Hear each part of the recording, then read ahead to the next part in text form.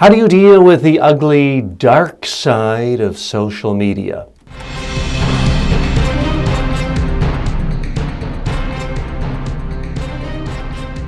Speaking, the show about effective speaking in public, to the media, at work, and in life.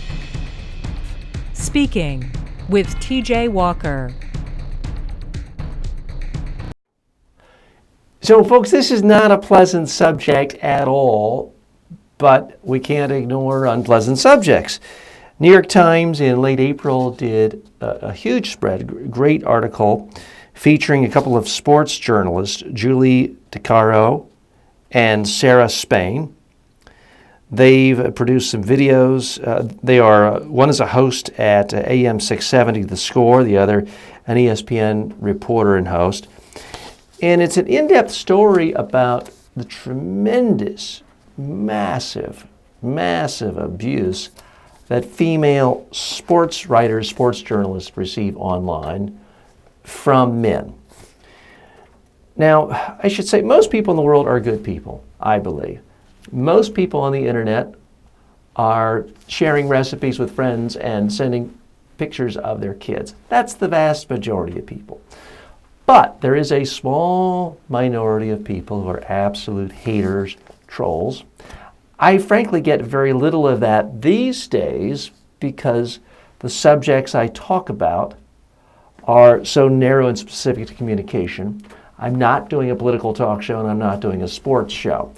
I can tell you back when I did political commentary, it was not at all uncommon for me to get death threats, for me to get the nastiest, most vicious personal emails, people who'd obviously investigated on me, talking about personal relationships, going into all sorts of nasty innuendo, bile.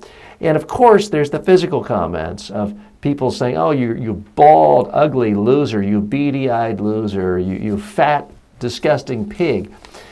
And these are comments I'm getting. I have to assume that if you're a female, especially a young, attractive female, the comments are 1,000 times worse. And it was pretty nasty with me.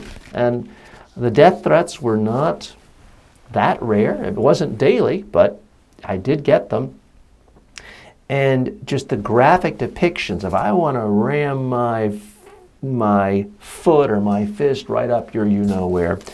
Apparently for women journalists, especially women sports journalists, it is absolutely nonstop, the vitriol. And it's often of a sexual nature. This New York Times story focuses on just how nasty. I mean, they're basically, the themes are you should be, because you offered an opinion different from mine about a particular sports team, you deserve to be raped, killed, bashed in the head.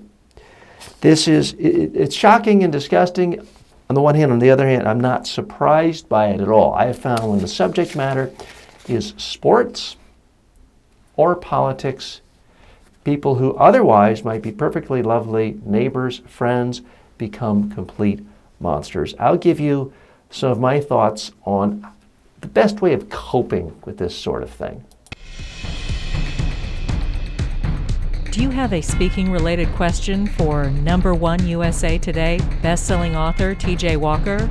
For more than 30 years, Walker has been a public speaking coach and media trainer to presidents of countries, prime ministers, CEOs, Nobel Peace Prize winners, professional athletes, and Miss Universes. Send your questions to info@mediatrainingworldwide.com or on Twitter @TJ Walker. You can laugh and say that's ridiculous, but one of the coping mechanisms I certainly used to use with these situations is just avoidance. If I started to read an email, the first word I saw that was obviously just beyond the pale cheap shot and not someone offering a serious or thoughtful opinion, I just stopped reading and hit delete. Now, that does take a certain level of self-control, but you know what? It saves time. If someone is just spewing hate, know about that. That's not a new idea. Now, there are times when I found it comical. I will confess. Someone was so inventive with their invective and just trashed me so royally. It would create a chuckle, and I'd send it to my friends, and they would say, "This is the funniest thing I've ever read."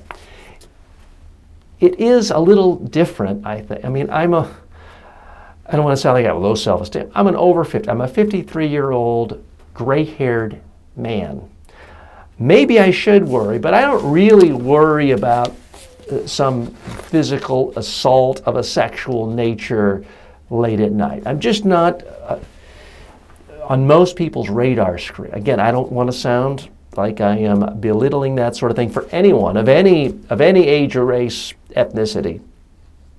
But rightly or wrongly, I wasn't worried about that. I think if I were, and for most of that time I weighed over 200 pounds, I think if I were a young, light, perhaps slight female, it would feel very different. The whole idea of physical intimidation, of someone constantly making threats of a physical, violent nature. I think it would be a lot more intimidating. And I'm not saying I have a psyche that's somehow much stronger. I just think the situation is a little different. So one technique I do recommend is just don't read it. Hit delete. Another thing I recommend, if it's your own channel, if it's your own YouTube channel, and it's just stop nonsense, or your own blog, just get rid of comments. I know you're supposed to have interactivity,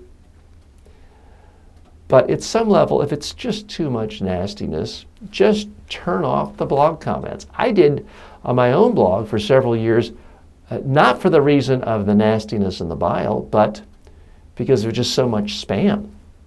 Bottom line is, if you're getting so many comments that just aren't adding anything, you don't want it, cut it off.